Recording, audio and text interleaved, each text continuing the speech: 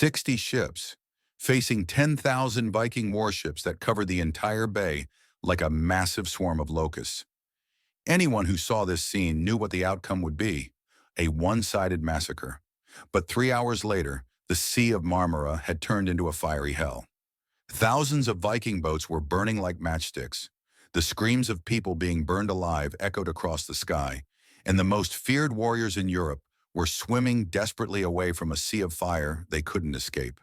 This is the Battle of 941, one of the most impossible victories in history, and the story of how 60 Byzantine ships accomplished what no one thought was possible. If you want to see more impossible battles like this, please hit the like button and subscribe to the channel. Thank you. Now let's go back to 941, when Constantinople was facing its greatest nightmare. In June 941, the guards on Constantinople's walls looked out to sea and saw a sight that made their blood run cold. The northern horizon was black, not from clouds but from sails. Thousands, possibly tens of thousands of warships were advancing toward the city, covering the entire sea surface like a massive black carpet drifting toward shore. This was the fleet of Prince Igor from Viking-Rus, an ambitious leader of Vikings who had settled in Eastern Europe. Byzantine chronicles recorded that they had 10,000 ships, a number that sounds exaggerated, but even if cut in half, this was still one of the largest fleets ever to appear on the Black Sea. Who were these people? They were Vikings, but not the ones who stayed in Scandinavia. In the 9th century, some Viking tribes had traveled south through the rivers of Eastern Europe, conquered Slavic tribes along the way, and established a new state called Kievan-Rus, the predecessor of modern Russia.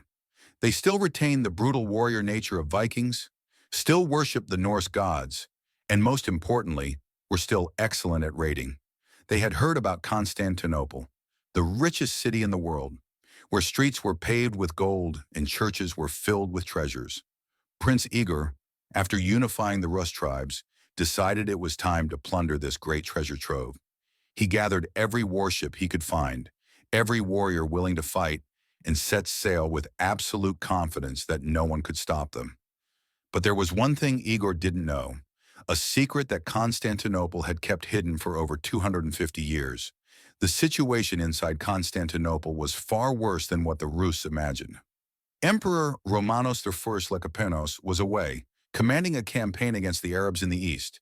He had taken most of the main combat fleet with him, the large ships best equipped and commanded by the most experienced admirals.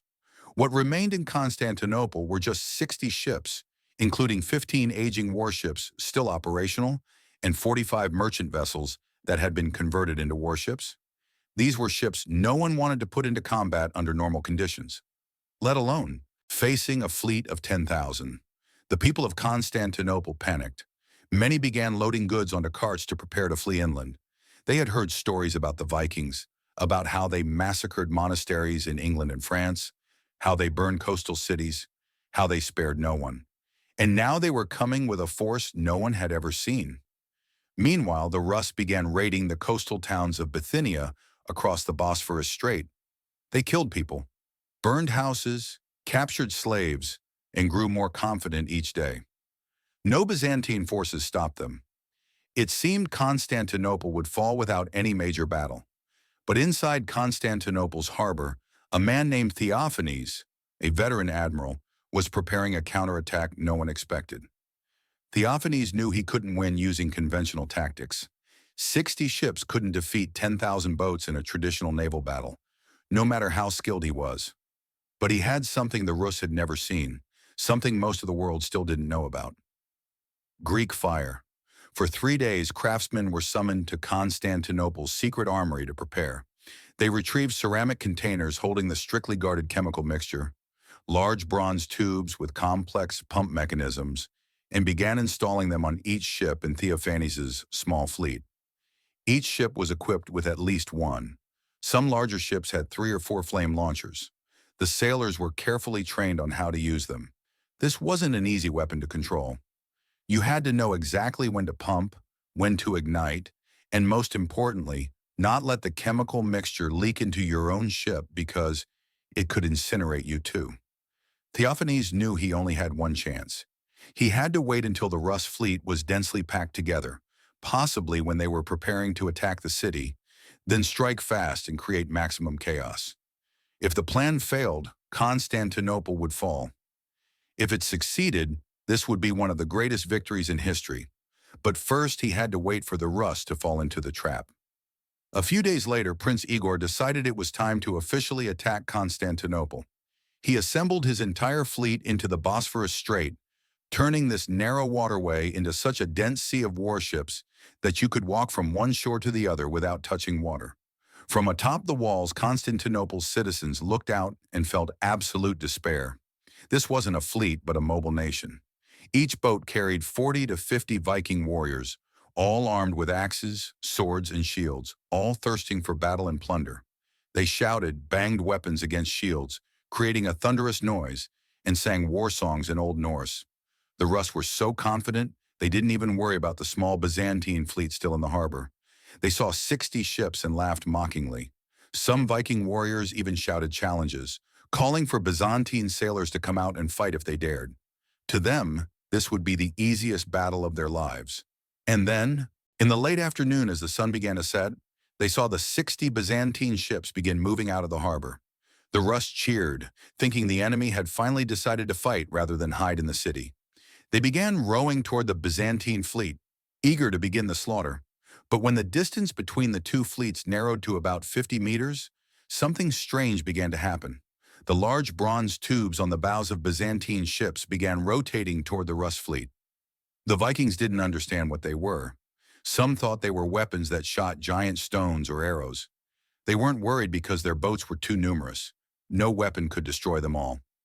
And then the fire began. From the first bronze tube, a stream of blue-green flame shot out with terrifying force, flying through the air like a dancing fire serpent, and began spreading when it touched the water's surface. It didn't extinguish when meeting water, but burned even stronger, spreading across the sea like burning oil. The first Viking boat burst into flames within seconds. The dry wood caught fire like paper, the sail ignited and collapsed, and those on board began screaming in total panic. They tried using seawater to put out the fire, but something horrifying happened that terrified them even more. Water made the fire burn more fiercely, erupting in higher flames and spreading faster. But that was just the first boat.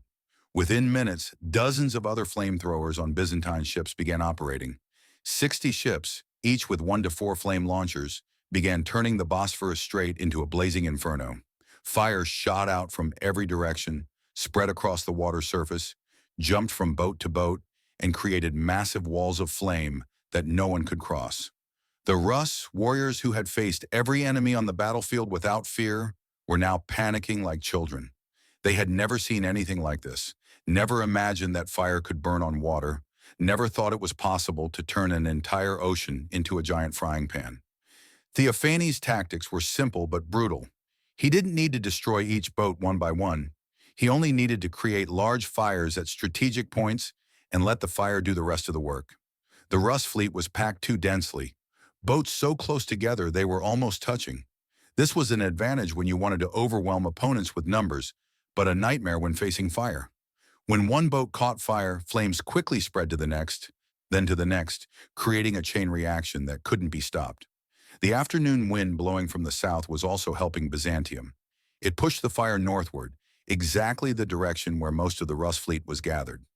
Some boats tried rowing backward to escape the fire zone, but the strong current in the Bosphorus Strait made movement extremely difficult. They were trapped between fire ahead and a water current behind. Desperate Vikings jumped into the water, thinking swimming would be safer than staying on burning boats, but they quickly discovered that fire was spreading across the water's surface around them. Some tried diving underwater to avoid the flames, but they couldn't hold their breath forever. When they surfaced to breathe, fire had already clung to their hair and skin. Byzantine chronicles describe the scene as the sea boiling with fire, and the screams of those being incinerated rose to the heavens. A Russian chronicler, writing about this disaster from the Rus perspective, admitted that the Greeks have fire like lightning from heaven, and they launched it at us from all sides, and we could do nothing but flee. As night fell, the Bosphorus Strait still glowed bright with flames from hundreds of burning boats. Thick smoke covered the entire area, and the smell of burning wood mixed with burning corpses rose everywhere. Byzantine ships retreated to the harbor, Mission accomplished. While surviving, Rus tried rowing the still intact boats away from this zone of death. Historians estimate that thousands of boats were incinerated in this battle, and tens of thousands of Rus died, most burned alive or drowned trying to escape the fire. Only a small portion of the original massive fleet returned to Viking-Rus, carrying stories of hellfire that no one could extinguish. Prince Igor survived and returned to Kiev in absolute disgrace. He had taken one of the largest fleets ever assembled and returned with almost nothing. For the next 6 years, he didn't dare attack Constantinople again. When he finally returned in 944, this time he brought an army by land instead of a naval fleet, and more importantly, he came to negotiate a trade treaty rather than wage war. Byzantium had once again proven they didn't need numbers to win. They only needed superior technology and smart tactics. 60 ships with Greek fire accomplished what 10,000 boats without special weapons couldn't resist. The Battle of 941 wasn't just a military victory, but a lesson about the power of technology. While most of the world was still fighting with bows, swords, and spears, Byzantium possessed something close to a modern chemical weapon, something that could turn a seemingly unwinnable battle into an overwhelming victory. For the Rus and other Viking peoples, this battle became a terrifying legend. In later Norse sagas, they spoke of Greek fire as a kind of dark magic, something that no warrior, no matter how brave, could fight against. It became the symbol of Constantinople's impregnability, the reason why this city survived another 500 years after that battle. And the lesson remains valid to this day. In war, numbers don't always win. Sometimes a small group with superior technology and smart tactics can defeat a massive army. 60 Byzantine ships proved that perfectly. If you enjoyed this video, please hit the like button, subscribe to the channel, and comment below to let me know what you think about this battle. Do you think modern technology is creating similar disparities in warfare? Share your thoughts below. Thank you for watching, and see you in the next video.